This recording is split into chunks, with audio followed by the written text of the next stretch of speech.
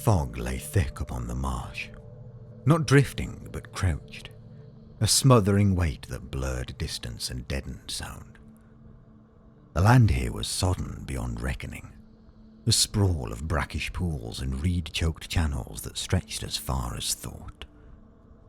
And there, rising from it like the fossil of some ancient behemoth, stood the bridge.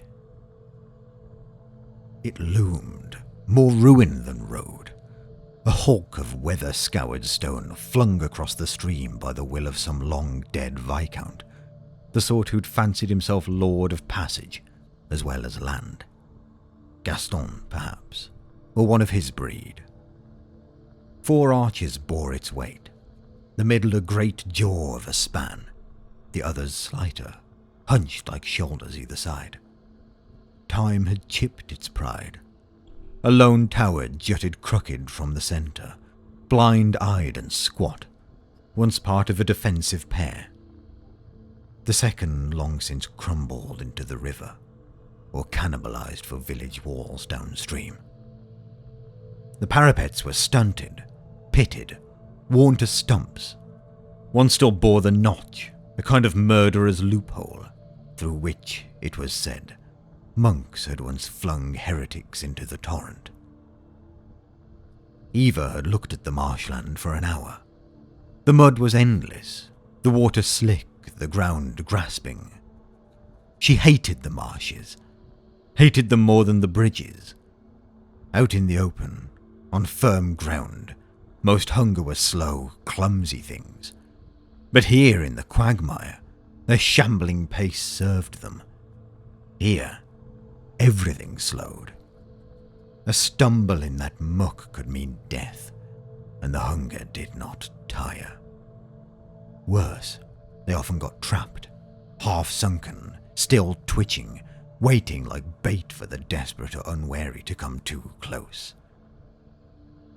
She had told herself she would not cross bridges, not since the end, when such places became traps.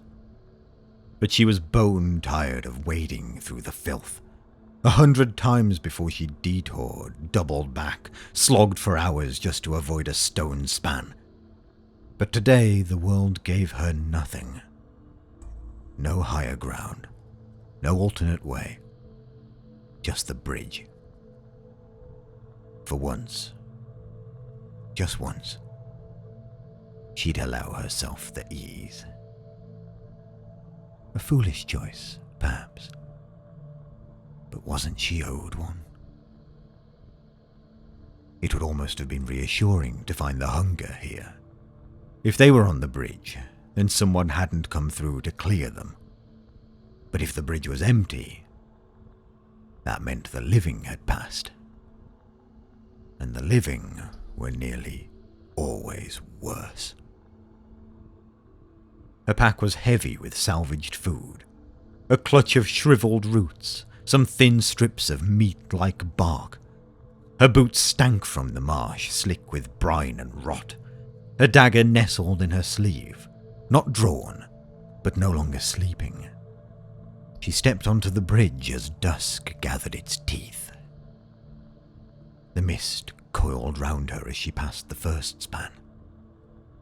No sound but her own breath, her own steps.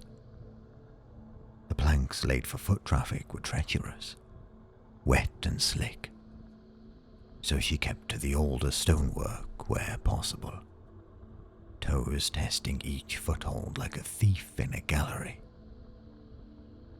She passed into the central tower, its arching mouth swallowing her whole for a heartbeat. If anyone were waiting, this would be the place. The narrowest point. The choke point. But there was no movement. No sound. She exhaled, almost laughed. Just marsh ghosts and wind. But 3 more paces in and she froze. A sharp, metallic clatter. Not near, not right behind her, but close enough to cut clean through the fog. like a pan kicked down a stairwell. She backed towards the wall, heart spiking, breath shallow. Then, footsteps. Not hers. Heavier, deliberate. A shape resolved on the far end of the bridge.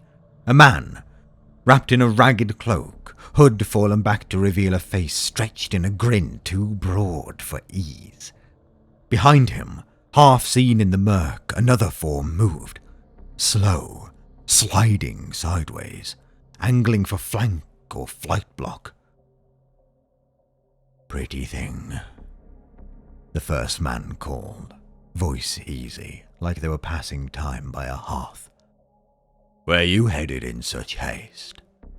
Night's no friend to lone wanderers." Eva's fingers brushed the inside of her sleeve. Found the hilt. But the fog thickened and shifted, and with it came movement. Shadows peeling into men and women, 6 in total, emerging like rot surfacing from a wound. Their clothes hung in tatters of what once might have been uniforms. Red, blue, green, now stained the colour of old water. Their eyes gleamed with the thin, bright hunger she'd seen before.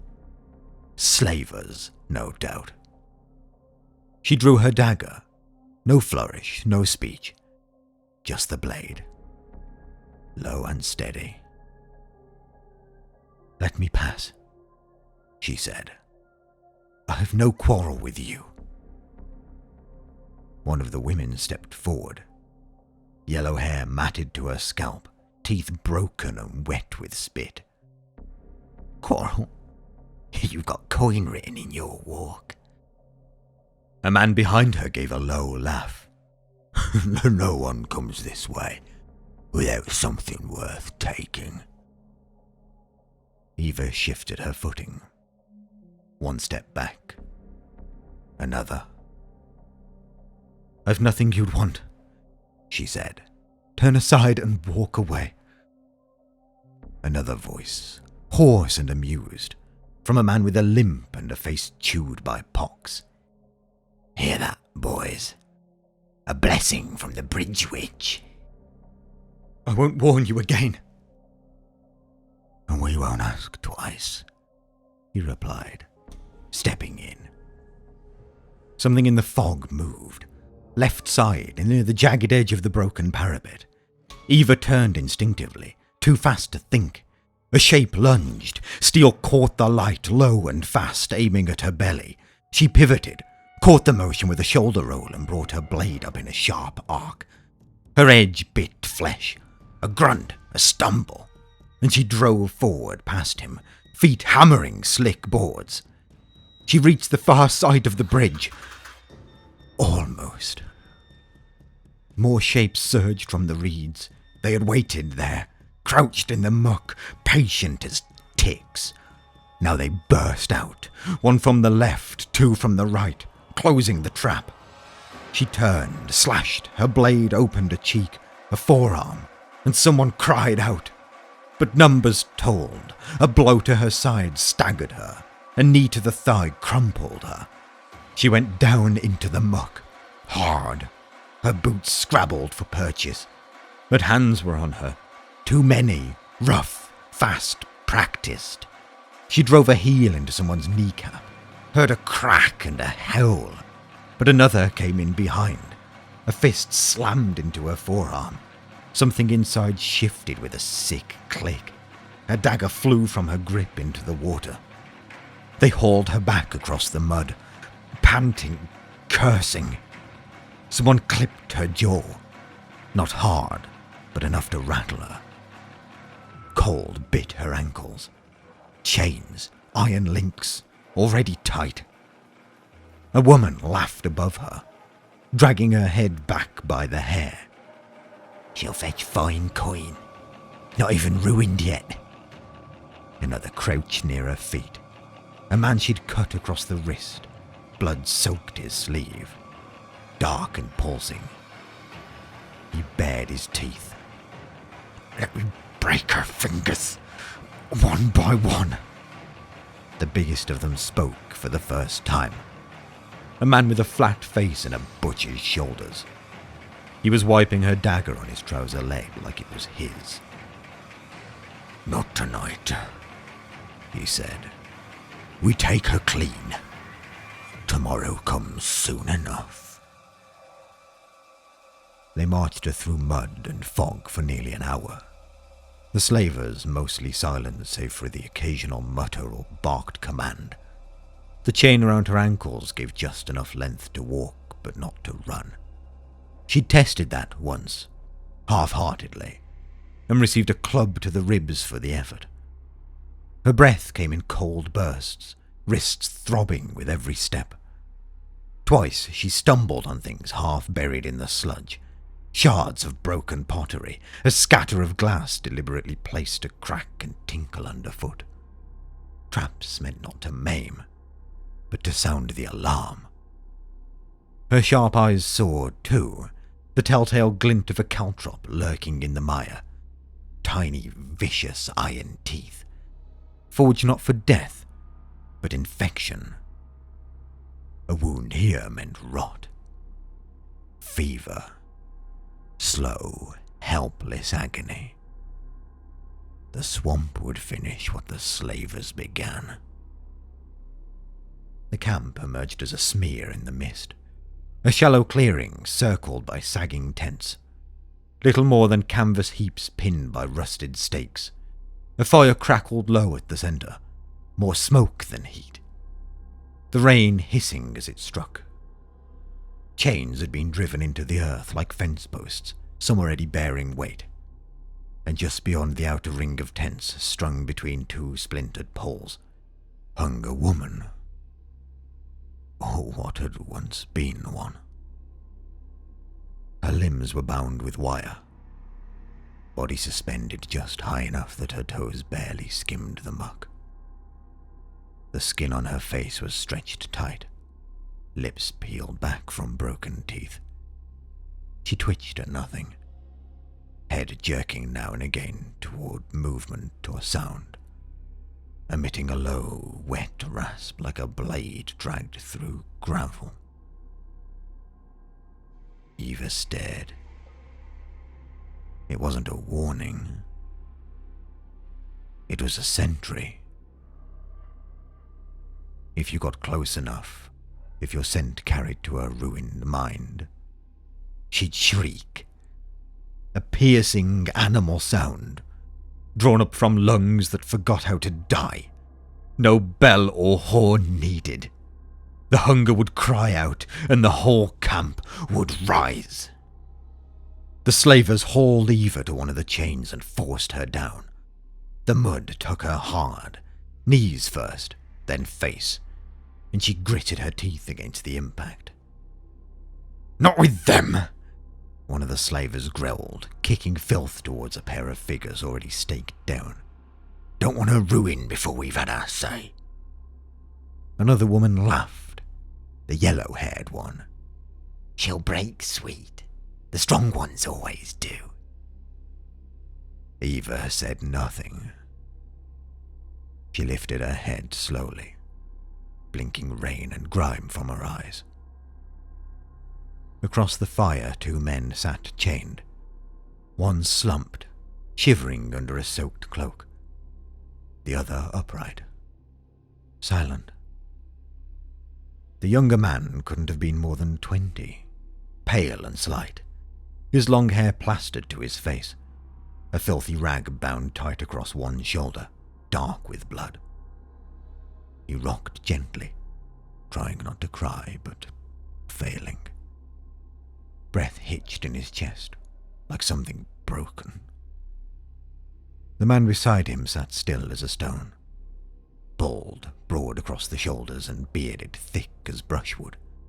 He looked carved from old timber, a statue left to weather in the rain. One eye gone, scarred white like scorched leather, the other fixed on Eva with unnerving calm. There was no fear in it, no curiosity either, just stillness, as though he already knew how this ended.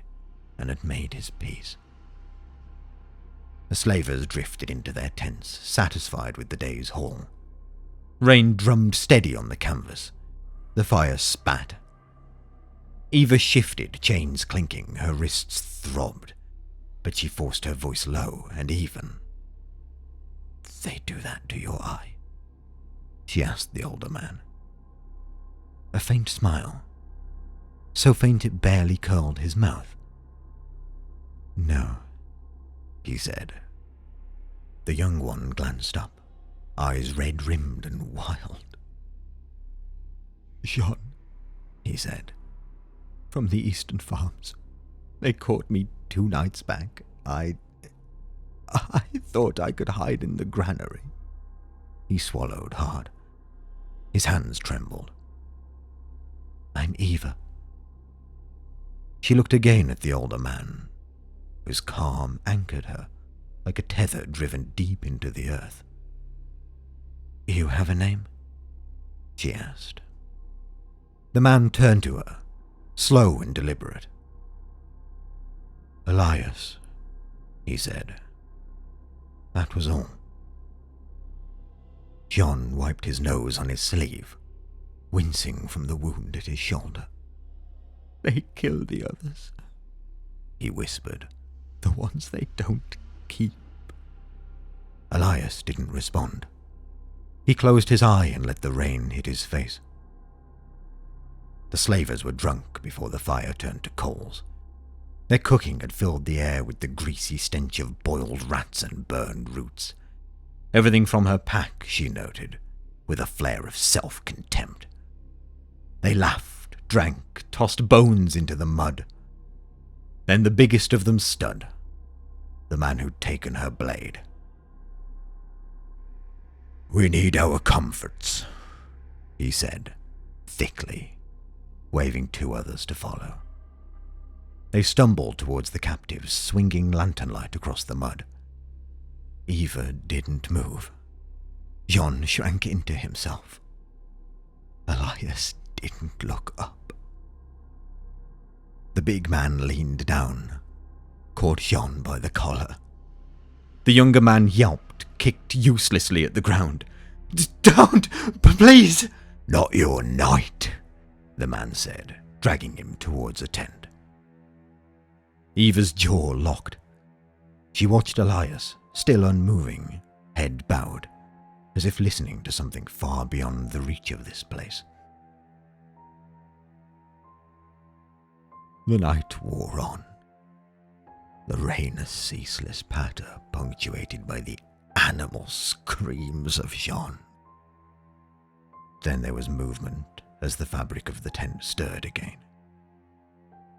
They emerged with Jean in tow, dragging him from the tent where they'd taken their turns, his body limp now, blood staining his pants, face swollen purple, a shattered gaze in his eyes. He stumbled between them, whimpering softly. But they handled him with perfunctory detachment, as if shifting a sack of grain. One man uncoiled a rope from a peg on the tree, tossing it over the low branch with the casual flick of habit. Another fetched a stool from beside the fire, placing it beneath with a thud in the mud. Jean blinked at these motions, his mind fogged by pain and exhaustion. He even murmured weakly, "Water, please," as they guided him to stand on the stool, his chains clanking softly. Eva watched, tension knotting her gut. The noose looped loose around Jean's neck, and still he did not grasp it. His swollen eyes darting confusedly, a faint hope flickering that this was but another humiliation, another binding to endure. The men stepped back, one giving the stool a nudge with his boot, testing its wobble. Jean shifted uneasily, the rope grazing his skin. And then, at last, the realization dawned. His eyes widened, breath catching. No, he whispered, voice cracking. I beg you, don't. But his words were cut off as they wrenched the rope tight around his neck. His pleas became a frantic, choking wail, legs buckling on the stool as he twisted against the rope, but it was too late. A swift kick sent the stool skittering into the mud, and Jean dropped, rope biting deep into his neck. His body jerked, legs kicking futile against the air, boots scraping bark, face purple, veins bulging like cords. A trickle of blood from his mouth, mixing with rain's drip in the mud below. Eyes protruding in silent agony. A final gurgle escaping his throat as life ebbed. Eva turned her face away at the end, unable to bear the bleeding twist of his features. But Elias watched on, unperturbed, his single eye steady as a saint's icon, noiseless, watching as though it had for 1,000 years. The tree creaked under the weight, the body swaying gently now, a pendulum marking the minutes. Eva forced her gaze back, watching the swing slow in the drizzle, back and forth, the rain tracing paths down Jean's limp form, diluting the blood to pinkish streams that puddled below. In that quiet aftermath, the camp's horrors seemed to press heavier. The fog a veil over a world gone rotten. She spoke low to Elias, voice edged. Who is next? Elias turned his serene eye to her and shrugged. Perhaps you, perhaps me. I suspect neither. What do you mean? It is a passage. Night deepened, the rain fading to mist, the fire dying to ash. The captors, sated and weary from the evening, stumbled back to their tents, their laughter fading into snores that rumbled through the canvas like distant thunder. Eva, exhausted by the day's ordeals, the bridge ambush, the dragging through the mud, the witnessing of Jean's brutalization and end, felt her eyelids grow heavy, despite the chill and chains. Her body betrayed her, wariness or no, and the dreamless sleep claimed her in fits, shadowed by the swaying corpse above. She woke with a start, the mist thick as wool in her lungs, the camp silent save for the river's murmur. Her eyes adjusted to the gloom, and there, across the ember's glow, sat Elias, unflinching as ever, but now flanked by two figures on either side of him. Men, hooded and shaved bald, their skin pale and muscular under scant loincloths, sitting cross-legged in eerie stillness. They seemed to have materialized from the fog itself, their forms pearlescent in the half-light, like statues carved from marble veined with sinew. Eva blinked, heart stuttering, hallucination, surely, born of fatigue and fear. She shook her head slightly, chains clinking, willing the visions to dissolve. She did not need them, she told herself. She did not need that final humiliation, the mirage of salvation or assistance or rescue that were not there.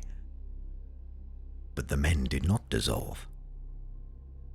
Elias looked at her and raised a single finger to his mouth. Then the two men rose as one, fluid and silent, maces glinting in their hands like censers. Eva turned then and saw three more such figures, hooded, bald, loinclothed, emerging from the reed's edge, dragging the sleeping slavers from their tents, the captors' own shackles now bit into their ankles, their bodies limp with slumber or the dregs of drink as they were hauled into the clearing. The slavers stirred groggily, confusion turning to terror as they woke, screams beginning to rise. The hooded figures swept in silently, maces swinging with mechanical precision, clubs cracking arms and legs. The captors screamed fully now, scrambling for weapons and finding their legs bound or broken. One captor fell dead, her skull caved, her straw hair black with blood. The remaining 5 bound alive, grovelling in the muck. The men ignored Eva, their demeanour devout, hands gentle as they secured ropes. Elias stood then, his chains slithering free. He smiled at Eva. I waited, and she called. Elias leaned down and struck the chain that connected her shackles, shattering them. Who called? Eva asked as she kicked the broken shackles away. The gentle mother, Elias replied thoughtfully. And now it is time to clean this place. The men moved with methodical grace, clearing the aftermath of the fight, dragging the dead slaver's body to the river's edge where it splashed into the current with a muted thud, then wiping their maces clean on rags torn from the tents. The 5 surviving slavers, now chained in the mud where their victims had been, began to stir more fully. Elias stepped forward, his single eye serene, the scarred socket a void of calm. He raised a hand, gentle as a benediction, and the chatter hushed to ragged breaths. Have you ever seen the gentle mother? He asked, a priest chasing after the parishioner's soul. The slavers screamed and held on the ground. They were stupid, Eva thought. What would hot anger do when bound and helpless? And who was this man? She looked at Elias, who smiled faintly. You will indeed know of her forevermore, until your last breath. He turned to the nearest captive, a burly man whose leers had earlier promised Eva cruelties. The slaver's face was red with fury. 3 men closed in, their muscular forms pinning the man down with practiced efficiency. One at his shoulders, one at his legs, the third steadying his head with hands firm yet tender, as if cradling a child. The man bucked wildly, screams erupting. Get off me, you bastards! I'll kill you! His words dissolved into guttural hells as Elias knelt beside him, scarred socket, seeming to gaze approvingly. Bring the bowl, sister, Elias commanded sternly to another man, who had set it aside during the fray. The one you left by the fire. Eva could see the man now, much younger than Elias, though still marked by his baldness and fledgling beard. He brought the bowl over. Elias looked at it and gently clicked his tongue. Clean it with waters first. The man obeyed in silence, dripping the crude wooden vessel into a puddle fed by the stream, rinsing away mud and ash with deliberate swirls, the water turning murky, then clear. He brought it over, holding it near the pinned man's face, the bowl's rim catching the faint moonlight. Elias leaned down to the slaver trapped on the ground beneath him, voice soft. Hush. Be still, so that I may be as precise as possible. Then Elias reached down towards the man's face, his thumbs pressing gently against his eyelids, as if in blessing. And then Eva watched as Elias's exposed forearm became taut, and she realized his fingers had begun to drive deep, gouging into the sockets with unyielding power. The slaver thrashed in panic, head flinging side to side, blood fountaining from the hollow caves where his eyes had been. One of the monks gently tilted his chin up to the sky, murmuring another prayer. Another held a cloth to his face, dabbing away the mess like a nurse tending a fever. Wet, tearing sounds filled the air. The suck of flesh yielding, the pop of muscle severing, as eyes gave way, bulging outward in bloody orbs, fluid squirting in warm spurts that splattered Elias's hands and the mud below. Blood flowed in rivulets, thick and dark, pooling around the man's head. His face contorting in blind horror, mouth gaping in endless wails that devolved into choked sobs. Through it all, Elias worked with a total calm, his movements deliberate as a gardener pulling weeds. The other men held firm, their silence profound, faces serene masks of devotion. No flinch at the gore, no haste in their grip. One murmured under his breath, voiced a soothing hum. The motion was fast, rote. Elias placed each of the two eyes into the bowl. The now blind slaver was discarded as Elias's two brethren fetched the next one. The large man who'd taken Jean into the tent.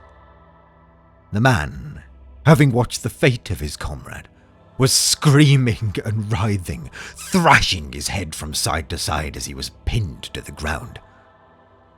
Eva found it near impossible to watch.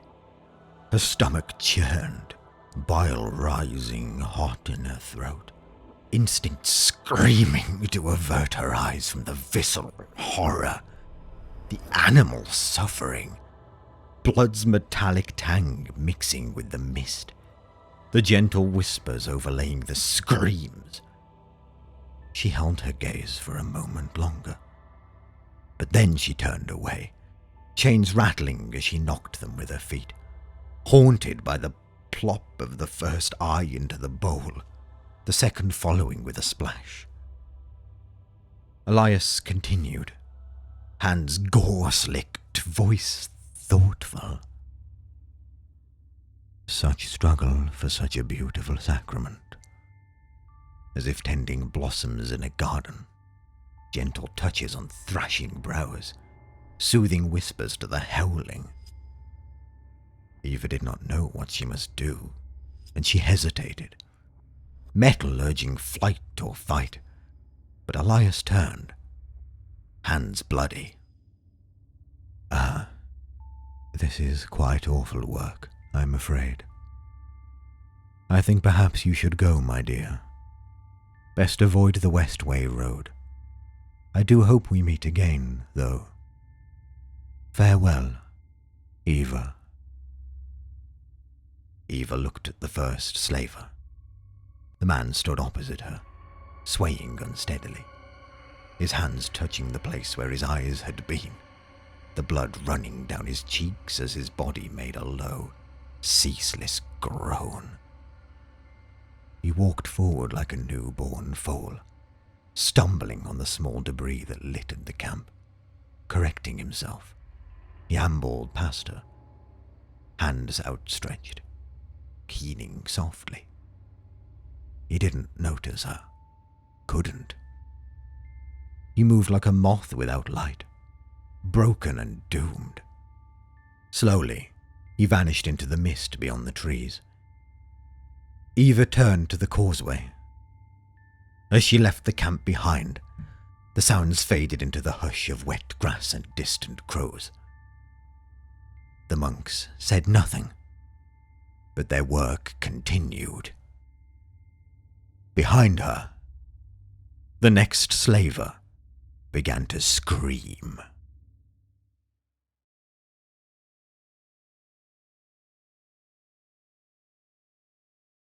Greetings, one and all. If you enjoyed that, you can support me on my Patreon, Discord, Redbubble, or with a channel membership, or simply like, comment and subscribe to catch any future DQVO videos. And as always, my thanks for watching.